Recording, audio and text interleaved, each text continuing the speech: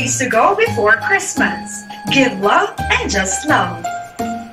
And that wraps up the top stories of this hour. For more exclusive news, visit our page www.dailynewstv.com.ph.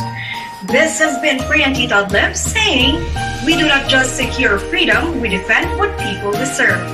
Long live Philippines!